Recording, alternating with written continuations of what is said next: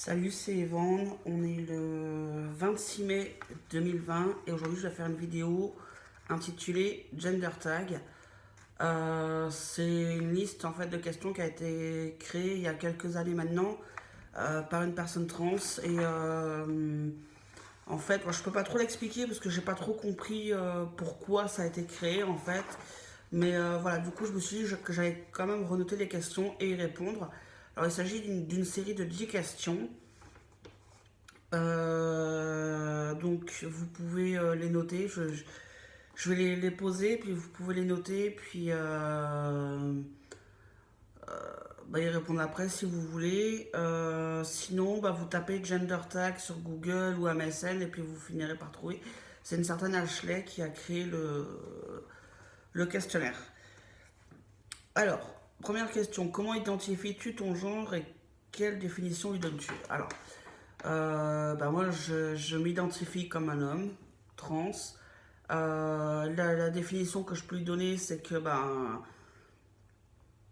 je suis pas né comme un homme cis, c'est-à-dire que je suis pas né avec le corps et l'identité d'un homme cis. Je suis né avec un corps et une identité féminine. Donc, comme je me suis jamais reconnue comme étant une fille, je suis donc un homme trans. Alors, c'est mon explication, c'est mes réponses, c'est relativement personnel. Je sais pas trop comment je peux expliquer plus. Voilà, donc après chacun répond comme il veut. Enfin voilà ce qu'il a à dire dessus. Alors, quels sont tes pronoms? En deuxième question, quels sont les pronoms? C'est il, lui. On parle de moi donc au masculin. Troisième question, décris le style de vêtements que tu portes le plus souvent.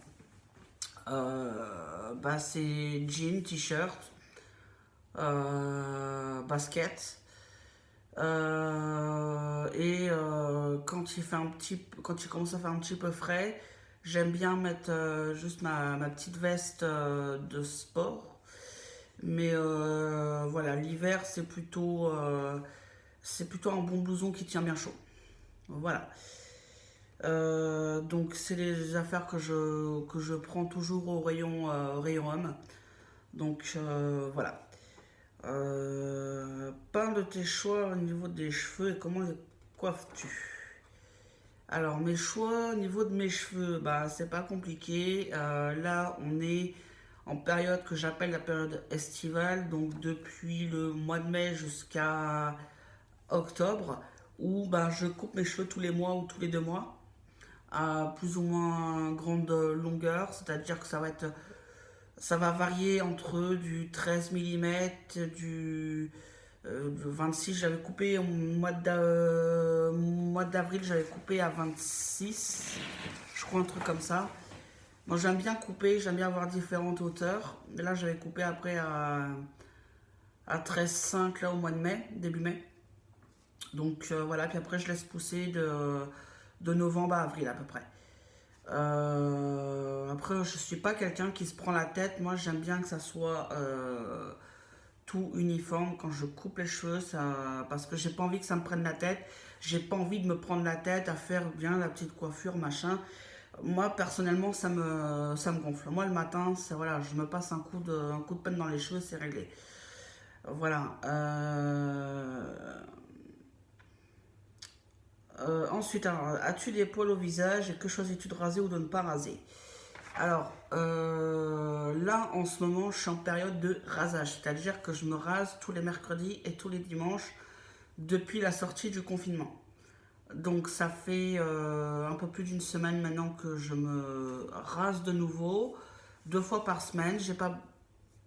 Pour l'instant, j'ai pas besoin de plus. On voit que je suis un peu bleu quand même. Voilà.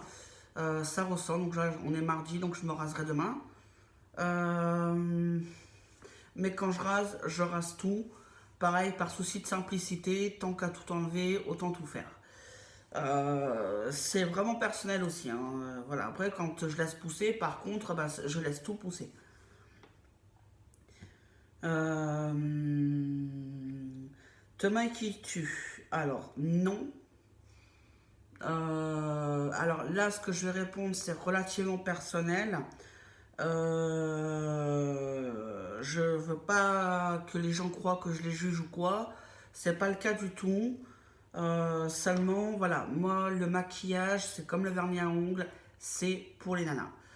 Et les acteurs, sauf que je ne suis pas acteur et je ne suis pas une nana, donc je ne mets ni maquillage, ni vernis à ongles. Les gars qui le font, très bien, tant mieux pour eux, ça leur va très bien, c'est leur vie. Moi, personnellement, je n'en mettrai pas. Donc, mets-tu du vernis à ongles? Non, du coup. Quel type de savon et de parfum utilises-tu? Alors, en savon, bah, pour le visage, pour la petite toilette de tous les jours, bah, ça va être plutôt du savon d'Alep. J'ai fait l'erreur dernièrement d'en acheter à Géant et clairement, il n'est pas terrible.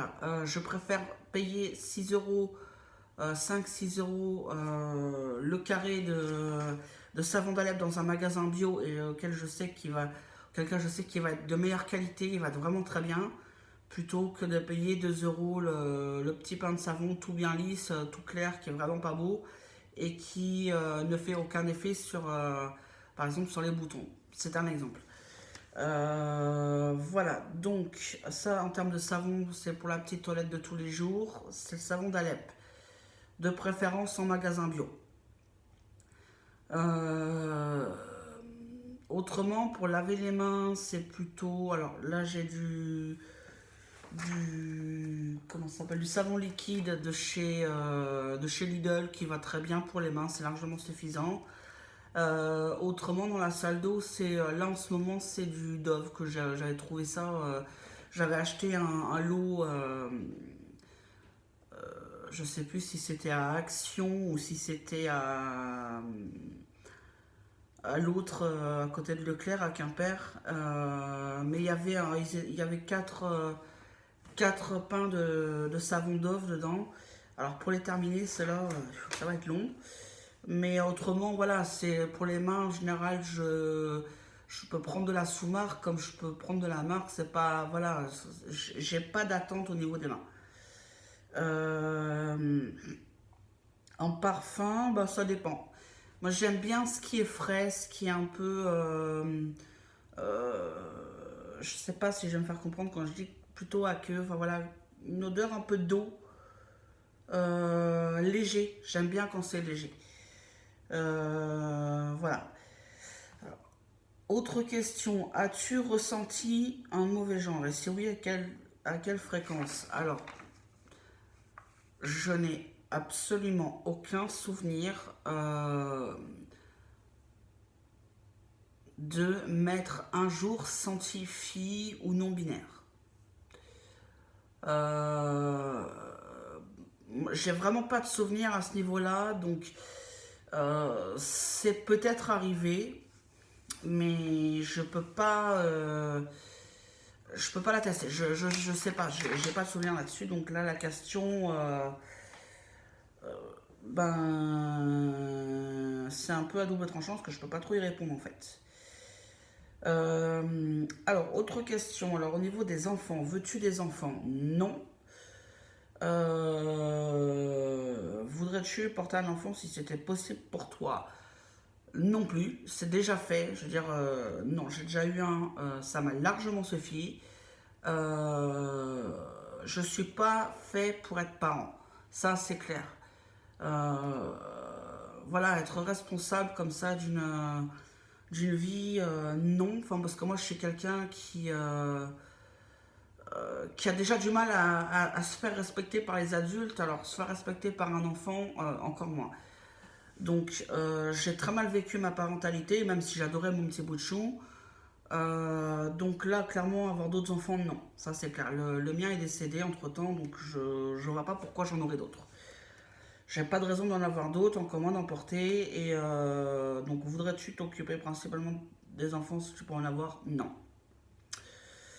Si je devais me mettre en couple avec quelqu'un qui a des enfants, bah, ce serait à la personne de s'occuper de ses gamins. Ce serait pas à moi de le faire, j'irai même pas les chercher à l'école. C'est peut-être dégueulasse ce que je dis, c'est peut-être méchant, mais les gamins de mon partenaire, c'est les gamins de mon partenaire, c'est pas les miens, c'est pas à moi de m'en occuper. Ça là-dessus, je suis radical de toute façon. Enfin, même dès le départ, enfin, je préférerais plutôt choisir quelqu'un qui n'a pas d'enfant et qui ne veut pas en avoir non plus. Donc, comme ça, moi, c'est réglé. Ensuite, autre question, la numéro 9. Donc, est-il important pour toi de subvenir aux besoins d'une famille financièrement? Eh ben, si j'avais été en couple avec une descendance, oui. J'estime que c'est au père d'aller chercher d'aller travailler et de ramener l'argent sur la table. C'est ma façon de concevoir les choses. Est-il important pour toi de gagner plus que ton partenaire? Bah, si mon partenaire n'a pas d'enfant, enfin qu'il n'y a pas d'enfant du tout dans le couple, que je gagne plus ou moins, ça m'est égal. Préfères-tu payer pour des choses comme des dates? J'ai pas trop compris la question, enfin cette partie-là de la question. Si c'est payé pour bah, les coups à boire, pour le rendez-vous, les sorties, tout ça, oui, pourquoi pas, ça me dérange pas de les payer. Et puis si ça se passe bien avec la personne, qu'elle souhaite qu'on se revoie, eh ben, ce sera la personne la prochaine fois de payer. Êtes-vous mal à l'aise lorsque d'autres paient pour vous ou proposent de payer pour vous? Ben, en fait, ça dépend de la situation. Ça dépend de la situation, en fait. Il y a des moments oui, puis des moments, bah, ça va pas me déranger, en fait. Euh, 10e question, autre chose que tu souhaites partager sur ton expérience avec le genre? Ben non, enfin, j'ai pas de réponse à ça. Donc, voilà. Sur ce, j'ai terminé mon gender tag. Si vous voulez, soit vous recopiez les questions telles que je les ai données dans la vidéo, soit vous cherchez, comme je vous l'ai dit en début de vidéo, sur Google ou sur MSN ou sur un autre fournisseur de recherche. Et vous tapez gender tag et vous aurez la liste de questions qui arrivera à ce moment-là. Alors moi j'essaie de retraduire parce que c'était du français traduit, très mal traduit, donc j'essaie de reformuler un peu les phrases. Donc voilà, allez, à la prochaine.